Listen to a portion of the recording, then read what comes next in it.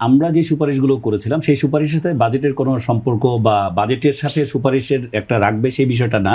আমাদের কিছু স্পেসিফিক কাজ দিয়ে তারা কাজটা দিয়েছিল, মানে যেটাকে আমরা টার্মস অফ রেফারেন্স স্তর বলি, 17টা স্পেসিফিক কাজ দিয়েছিল।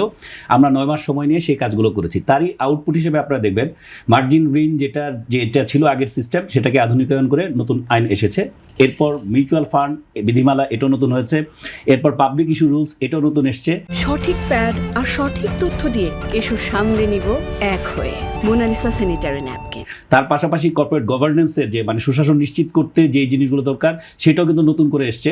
আমার যে ওই অডিটরদের প্যানেল বা অডিটরদের যোগ্যতা কী থাকবে, কারণ আমরা যখন একটা আর্থিক বিবৃতি আমরা মানে মানুষকে অ্যানালাইসিসের জন্য দেই, এটার জন্য কিন্তু অডিটর একটা ওপিনিয়ন থাকে। তাহলে অডিটরদের বিভিন্ন ফেইলিউরের কারণে কিন্তু আমরা অনেক ধরনের আর্থিক সমস্যা দেখেছি। তাতে শুধুমাত্র পুঁজিবাজার ক্ষতিগ্রস্ত হয়নি, দেশের অর্থনীতিও ক্ষতিগ্রস্ত হয়েছে। তাহলে আমরা যদি সার্বিকভাবে বলি, আমরা যে কাজগুলো করার কথা প্রত্যেকটা কাজ কিন্তু আমরা সব ধরনের অংশীজনকে নিয়েই কাজটা করেছি। যেমন সবার আগে আমরা প্রথম মিটিংটা শুরু করেছিলাম ডিবিএ এর সাথে বসে। তো ডিবিএ এর সাথে তাদের চিন্তা ভাবনাটা কি, কারণ তাদেরই একটা দাবি ছিল ইন্টারিম সরকারের সময়, যেহেতু বিগত 17 বছরে অনেক অনিয়ম হয়েছে, এটাকে ঠিক করার জন্য এখন সবাইকে আগে ক্লিয়ার হতে হবে।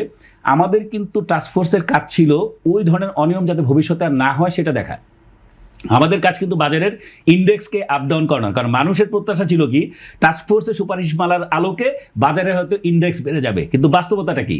বাস্তবতা হচ্ছে যেসব স্টকে শেয়ারের বিনিয়োগ ছিল সেই শেয়ারগুলোতে যারা বিনিয়োগ করেছে তাদের যারা স্পন্সর বা যাদের টাকা পয়সা বাজারে থাকতো এবং যারা মার্কেট মেকার যারা ম্যানেজ করতো, একটা গ্রুপ পলাতক আর একটা গ্রুপ চলে গেল আত্মগোপনে। তাহলে দুটো জায়গায় যাওয়ার পরে সাধারণ বিনিয়োগকারী যে বিনিয়োগযোগ্য ফান্ড সেই ফান্ডের ক্ষেত্রে ডিমান্ড আর ক্রিয়েট হয় না। কারণ আপনি দেখবেন যে 12টা কোম্পানিকে নিয়ে তখন একটা তদন্ত কমিটি তারা করেছে যেগুলোতে মারাত্মক রকমের অনিয়ম হয়েছে এইটাতে। এবং পাশাপাশি অন্যান্য ক্ষেত্রেও যাদের ফান্ড ছিল, যখন ডিমান্ড না থেকে শুধু সাপ্লাই থাকে তখন কিন্তু দাম ধরে রাখার কোনো সুযোগ নাই। তাহলে সাধারণ বিনিয়োগকারী কিন্তু হতাশার জায়গাটা ওইটাই যে টাস্কফোর্স হলো, আইন হলো, আমাদের কি উপকার হলো। এখন যদি আমি বাস্তবতা বলি, আজকের বাজারে হিসাব করে দেখেন যে মাত্র আমাদের হচ্ছে টোটাল 396টা স্টকের কথা যদি বলি, এর মধ্যে 75টা হচ্ছে বি ক্যাটাগরিতে, 125টা হচ্ছে জেড ক্যাটাগরিতে। তার মানে অলমোস্ট 200টাই হচ্ছে আপনার হলো মানে যেটা আমরা বলি যে লেস দেন কোনো রকম কিছু ডিভিডেন্ড দিলে হচ্ছে বি ক্যাটাগরিতে যায়, নো ডিভিডেন্ড দিলে হয় জেড ক্যাটাগরিতে যায়।